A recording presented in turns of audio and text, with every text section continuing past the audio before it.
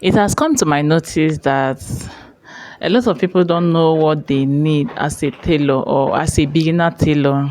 And in this video, we'll be talking about things that you need as a beginner tailor. Does it make sense?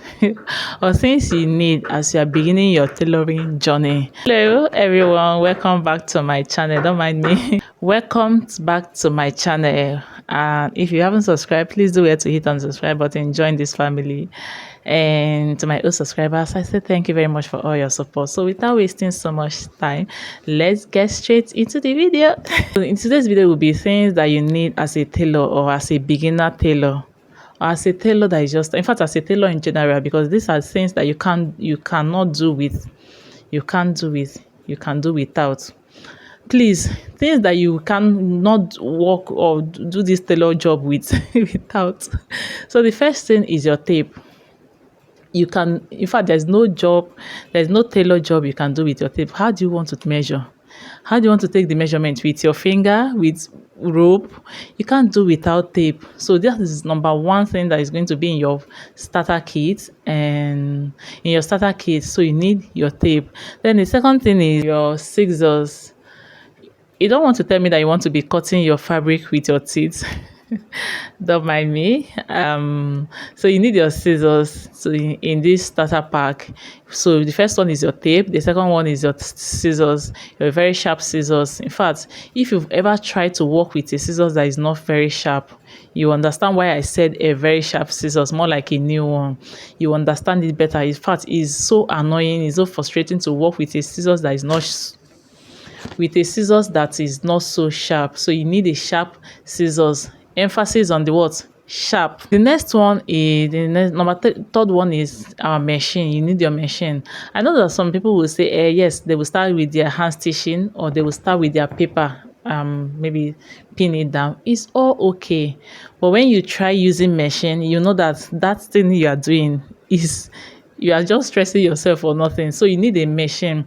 No matter, you can just get a tabletop that is affordable just for you to start with your learning. You don't need to buy an industrial machine, a machine that is expensive. Buy something that is affordable. When I started my first machine, I bought it for 15,000 naira, and it's a tabletop. So it's not something big. It's just a basic machine that at least I can easily work with as I progress. And then I got my blackhead, and the rest is history. So you need a machine, which is the third one. And then the next one is you need a fabric to practice.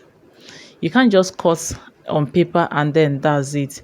Practice made perfect. So you have to cut on your paper, yes, transfer to your fabric, and then you sew. At least you want to sew that your cut out pattern, so that you be able to know that, okay, this pattern, does it work or it doesn't work. So you need a fabric, and you don't need to, as you are learning, you don't need to get an expensive fabric. Something not expensive like sheep Ankara fabric. Ankara is 6 years. Yeah, so it's going to get, you are going to get a lot of styles from it.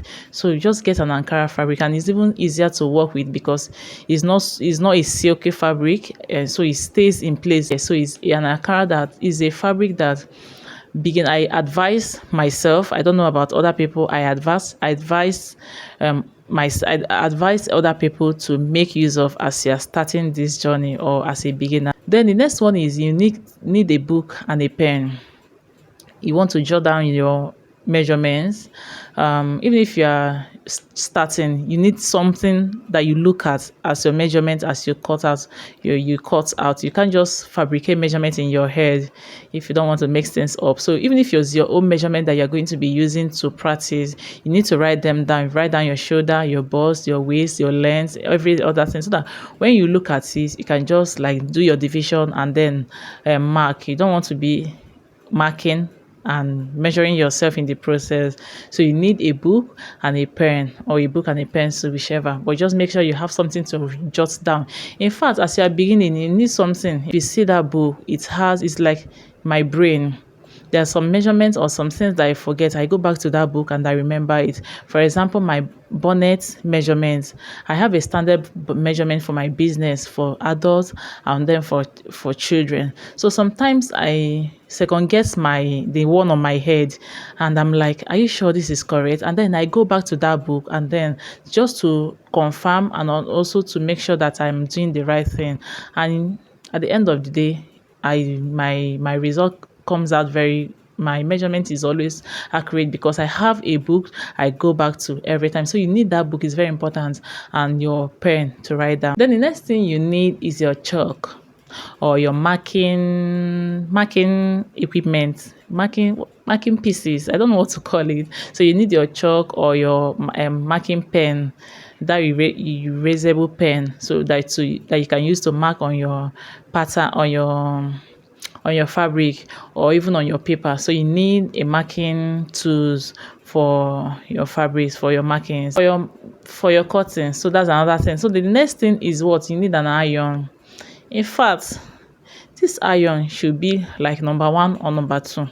Okay, let us let's not exaggerate things. So this iron, but why I am saying number one or number two is that iron is very important. There are some styles that you make at the end of the day, it's looking like what I ordered versus what I got. But when you iron it, especially steaming iron, when you iron it, you'll be like, is it the same fabric or the same styles that I just finished making? So you need that iron. That iron is very, very important. If you can't afford a steaming iron, please get any iron.